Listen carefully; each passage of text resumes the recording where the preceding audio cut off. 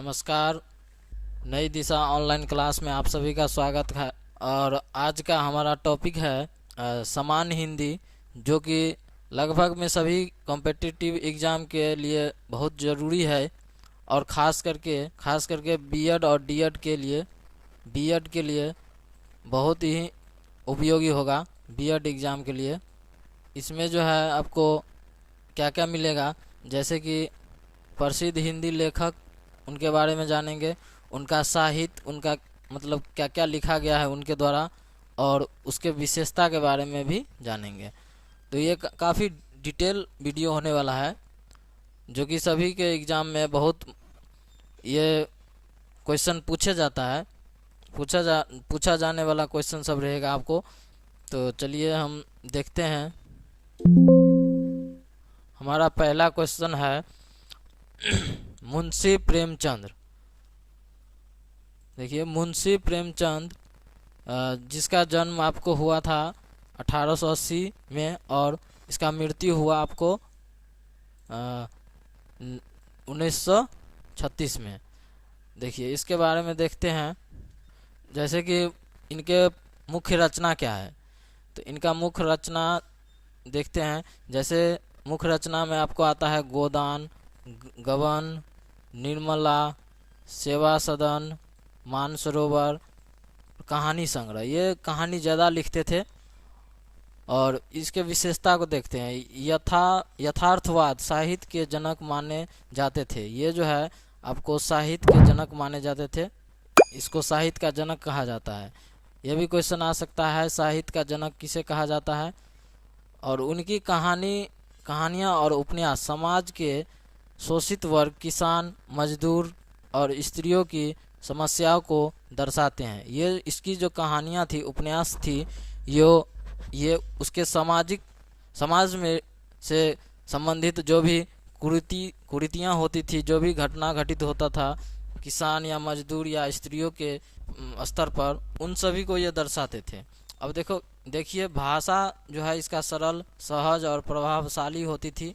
इसके द्वारा जो लिखा गया साहित्य या भाषा होता था, वो जो है काफ़ी सरल और आसान भाषा होता था। और ये रहा आपका मुंशी प्रेमचंद जी। ये और देख लेते हैं अगला।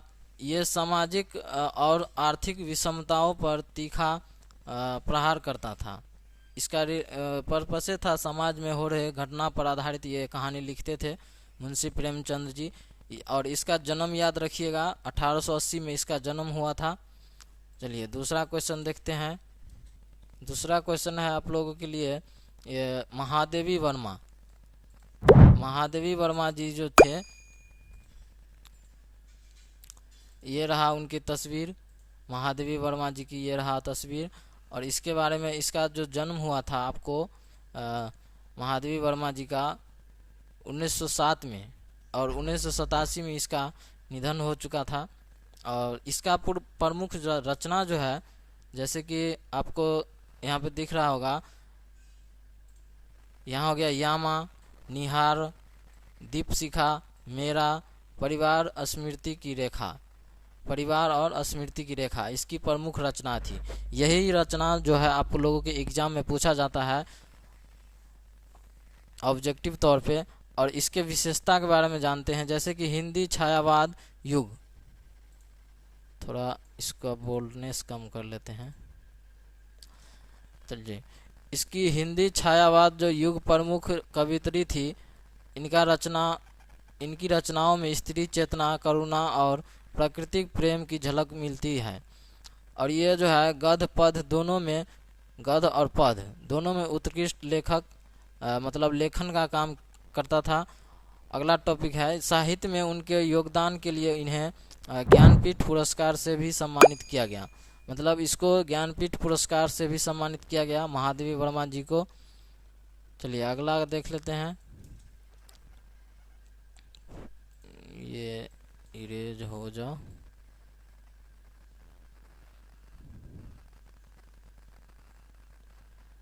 आप लोग चाहे तो इसका स्क्रीनशॉट भी रख सकते हैं लेके। चलिए अगला क्वेश्चन देख लेते हैं। तीसरा है सुभद्रा कुमारी चौहान। सुभद्रा कुमारी चौहान, इनकी जन्म जो हुई तो 1904 में हुई थी। और इसकी प्रमुख रचना जो है जैसे कि झांसी की रानी, झांसी की रानी इनके द्वारा लिखी गई है। और वीरों का कैसा हो बसंत, राखी की चुनौती, ये सभी रचनाएं इन्हीं के द्वारा लिखी गई है। और इसका विशेषता है जैसे कि उनकी कविताओं में देशभक्ति और स्वतंत्रता संग्राम की भावना झलकती है। मतलब इनके द्वारा जो भी रचनाएं हुई उसमें देशभक्ति और स्वतंत्रता संग्राम की भावना झलकती है, हमारे देश में कैसे कैसे घटना हुआ। और इसका भाषा ये सरल और ओजस्वी भाषा का प्रयोग किया करती थी। और झांसी की रानी कविता आज भी भारत की महान वीरांगना में जैसे लक्ष्मीबाई की गाथा सुनाती है। आज भी ये झांसी की रानी जो है कविता आज भी बहुत फेमस है इनका। और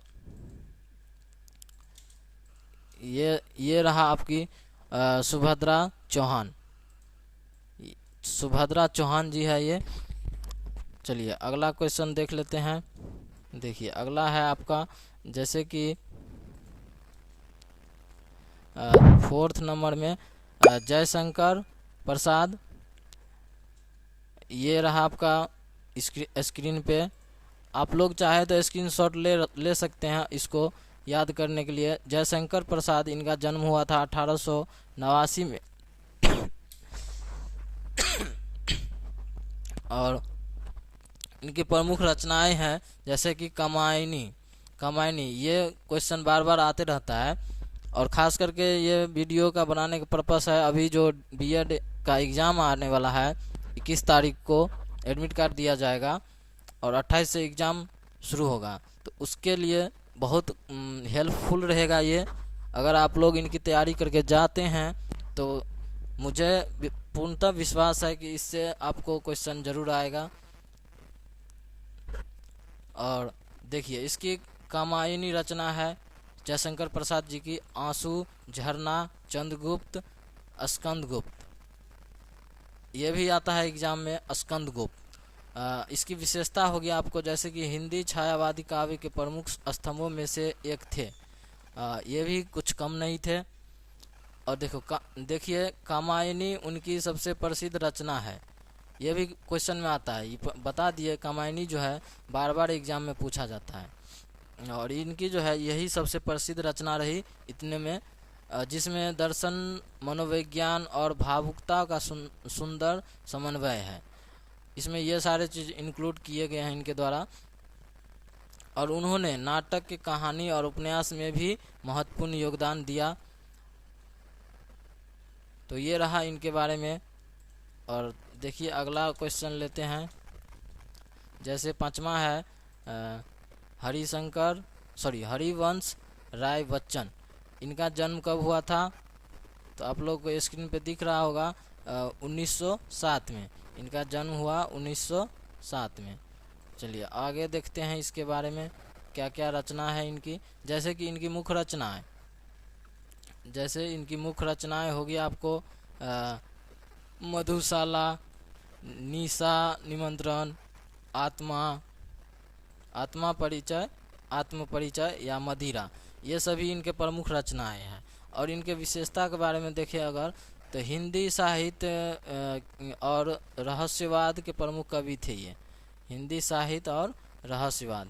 इनकी कविता मधुशाला बेहद प्रसिद्ध, जो जीवन के विभिन्न रंगों को शराब खानों के प्रतीकों के माध्यम से दर्शाते हैं। इनकी रचनाओं में दर्शन, प्रेम, संघर्ष का अनूठा मिश्रण देखने को मिला। और ये रहा आपका हरिवंश राय बच्चन, यही है हरिवंश राय बच्चन जी, जो कि जिनके द्वारा मधुशाला, निशा, निमंत्रण, आत्मा परिचय, मदिरा, ये सभी रचनाएं हुई है। आगे का क्वेश्चन देखते हैं।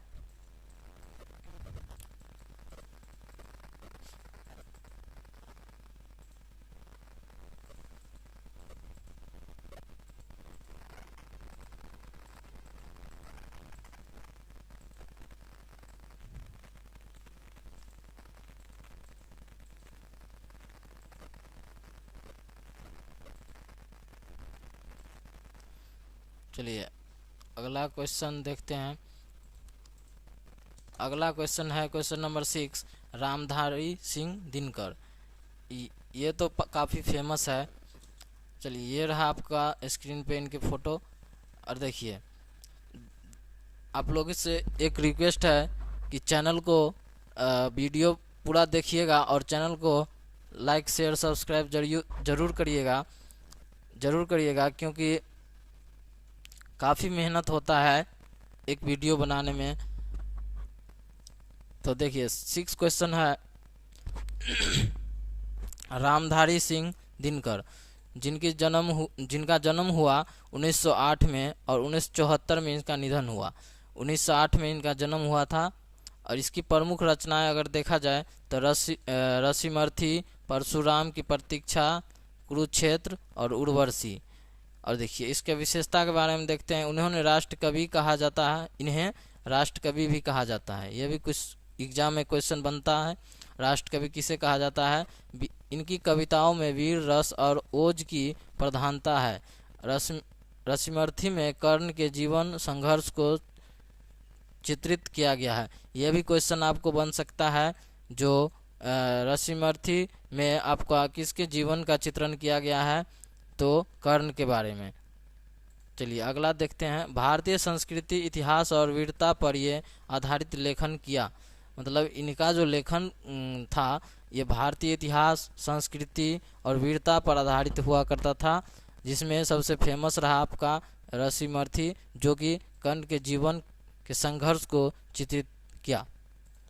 चलिए, अगला देखते हैं। अगला क्वेश्चन है आपका, जैसे कि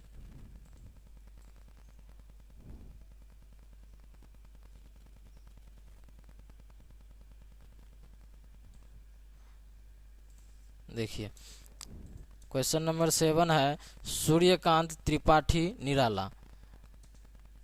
ये रहा आपके स्क्रीन पे इनका फोटो। देखिए, सूर्यकांत त्रिपाठी निराला, जिनका जन्म हुआ 1896 में। और इनकी प्रमुख रचनाएं क्या क्या थी, जैसे राम की शक्ति पूजा, सरोज, स्मृति, तुलसीदास, परिमल, ये सब इनकी रचनाएं थी। ये और इसकी विशेषता है, जैसे कि हिंदी छायावाद आंदोलन के महत्वपूर्ण कवि थे। ये जो है हिंदी छायावाद आंदोलन के महत्वपूर्ण कवि थे। इन्होंने असामान्य शैली और स्वतंत्रता को अपनाया, जिससे उनकी कविताएं नई धारा में आती है। और ये टॉपिक है राम की शक्ति पूजा, इनकी प्रसिद्ध रचना थी। इनमें से इनकी जो है ये रचनाएं, राम की शक्ति पूजा काफ़ी प्रसिद्ध रही, जिसमें शक्ति और संघर्ष की भावना झलकती है। चलिए, क्वेश्चन नंबर 7 है, भगवती चरण शर्मा। अब भगवती चरण शर्मा के जो जन्म हुआ था 1903 ईस्वी में, इनकी प्रमुख रचना चित्रलेखा, भूले बिसरे चित्र, टेढ़े मेढ़े रास्ते, ये इनकी रचनाएं थी। और इसकी विशेषता है सामाजिक और मनोवैज्ञानिक उपन्यासों के लिए प्रसिद्ध है। ये जो है किस लिए प्रसिद्ध है, सामाजिक और मनोवैज्ञानिक। ये भी क्वेश्चन आ सकता है आप लोगों के एग्जाम में, जो सामाजिक और मनोवैज्ञानिक के लिए प्रसिद्ध कवि कौन थे, तो भक्ति चरण वर्मा। और ये रहा इनका इमेज, भक्ति चरण वर्मा जी का। चलिए, आप लोग स्क्रीनशॉट ले लीजिए ताकि पढ़ने में आसान हो। अगर अभी भी याद हो जाए तो ठीक है।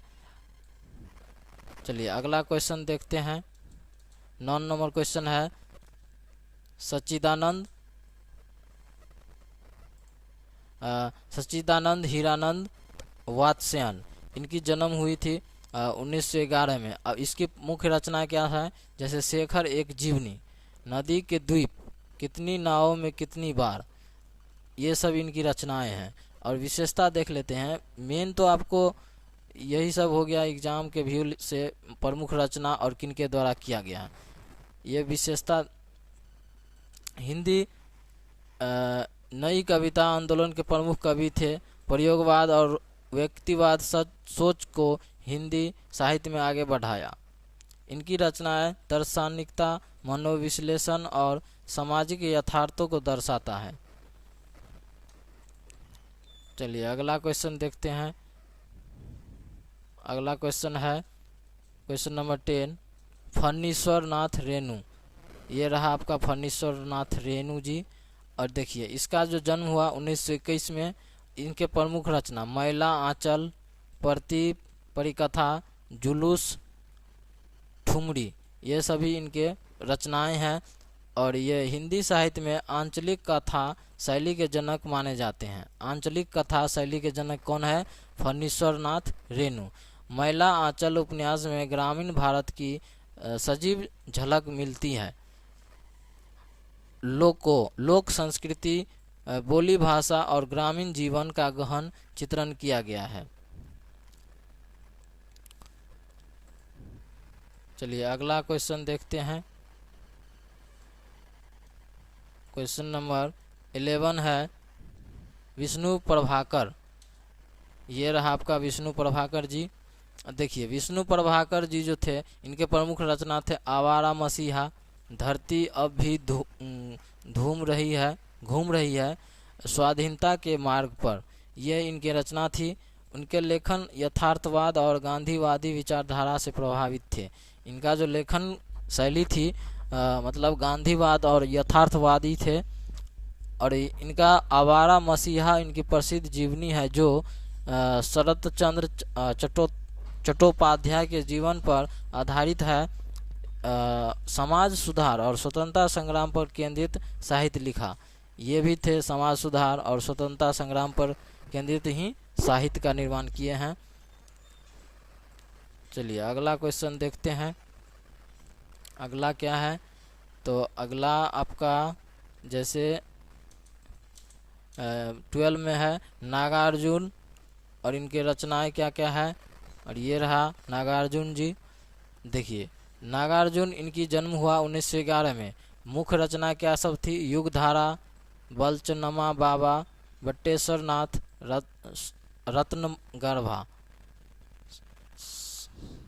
रत्नगर्भा था।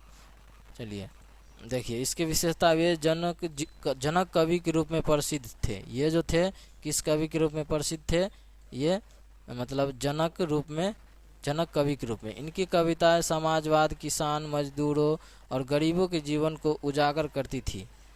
चलिए तीखी राजनीतिक और सामाजिक आलोचना के लिए जाने जाते थे। और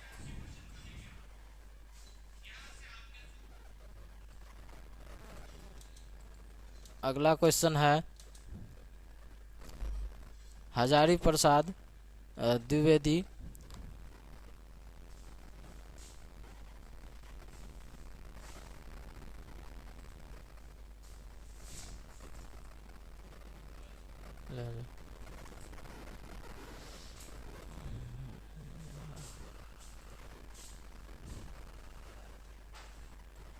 अगला क्वेश्चन हो गया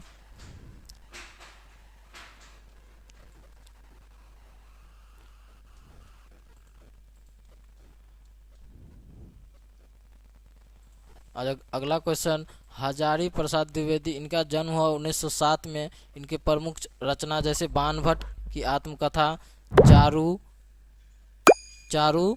चंद्र लेख, कबीर ये एग्जाम में आएगा आप लोगों को। कबीर का लेखक कौन है? तो हजारी प्रसाद द्विवेदी। और देखिए हिंदी साहित्य के प्रमुख निबंधकार, ये निबंधकार और उपन्यासकार दोनों थे। इनकी रचनाओं में भारतीय संस्कृति, इतिहास और दर्शन का सुंदर समावेश होता है। बाणभट्ट की आत्मकथा ऐतिहासिक पृष्ठभूमि पर आधारित एक उत्कृष्ट उपन्यास है। उपन्यास में बाणभट्ट, यहाँ से आपको 2 रचनाएं पूछी जा सकती है ज़्यादा से ज़्यादा, बाणभट्ट की आत्मकथा और कबीर। चलिए अगला क्वेश्चन देखते हैं। अगला क्वेश्चन है आपका जैसे राही मासूम रज्जा। और इसके क्या विशेषता है, क्या सब राइटिंग है इसका? आधा गांव। इसका जन्म हुआ था 1907 में। राही मासूम रज्जा का आधा गांव। और इसकी रचना हो गया आधा गांव। टोपी शुक्ला, ओस की बूंद, ये एग्जाम में आता है आपको। ओस की बूंद। ओस की बूंद किसके रचना है? तो हजारी मासूम रज्जा की। और इसके विशेषता देखते हैं, ये सांप्रदायिकता, सामाजिक भेदभाव और राजनीतिक पर आधारित लेखन किया करते थे। और आधा गांव उपन्यास में भारत के विभाजन और ग्रामीण परिवेश की झलक मिलती है। ये भी आपको इम्पोर्टेंट है, आधा गांव। और ये मशहूर टीवी धारावाहिक महाभारत के संवाद लेखक भी थे। देखिए, ये भी क्वेश्चन बहुत ज़रूरी है आप लोगों के लिए, महाभारत के संवाद लेखक भी किया था ये, तो ये भी आपसे क्वेश्चन बन सकता है एग्ज़ाम में। चलिए अगला क्वेश्चन देख लेते हैं। क्वेश्चन नंबर 15 है अमृतलाल नागर। ये रहा अमृतलाल नागर जी। देखिए, इनका जन्म हुआ 1916 में। इनकी प्रमुख रचना बूंद और समुद्र, मानस का हंस, शतरंज के मोहरे, ये सभी इनके रचना है। ये हास्य, व्यंग और सामाजिक यथार्थ पर आधारित लेखन किया करते थे। और बूंद और समुद्र में भारतीय समाज और संस्कृति का गहन चित्रण किया गया। बूंद और समुद्र जो इनकी रचनाएं ही है, ये इसमें आपको भारतीय समाज और संस्कृति का गहन का चित्रण किया गया है। और सहज भाषा और रोचक कथानक के कारण इनके उपन्यास अत्यंत लोकप्रिय है। चलिए अगला क्वेश्चन देख लेते हैं। आप लोग स्क्रीनशॉट ले लीजिएगा और रोक के स्क्रीनशॉट ले लीजिएगा। चलिए अगला क्वेश्चन देखते हैं। शिवाजी गौड़ा पंत, ये रहा आपकी शिवाजी गौड़ा पंत जी। देखिए, इनकी प्रमुख रचना है कृष्ण कली, चंद्रमुखी, भैरवी, ऋतु चक्र, ये इनके प्रमुख रचना है। और इनकी कहानी और उपन्यास स्त्री जीवन की संवेदनाओं को दर्शाती है। मतलब इसकी जो कहानी या उपन्यास हुआ करती थी वो स्त्री जीवन को दर्शाता था। और सरल भाषा और भावनात्मक अभिव्यक्ति के लिए प्रसिद्ध है ये। और नारी मनोविज्ञान, पारिवारिक संबंधों का सूक्ष्म चित्रण किया करती थी ये। चलिए अगला क्वेश्चन देखते हैं। देखिए अगला क्वेश्चन हो गया। चलिए ये लास्ट क्वेश्चन था हमारा। आप लोगों को बहुत बहुत धन्यवाद वीडियो देखने के लिए। मेरा पूरा विश्वास है कि इस वीडियो से आप लोगों को 1 से 2 क्वेश्चन ज़रूर आएंगे ये एग्ज़ाम में, बिहार बीएड में खास करके। तो बहुत बहुत धन्यवाद।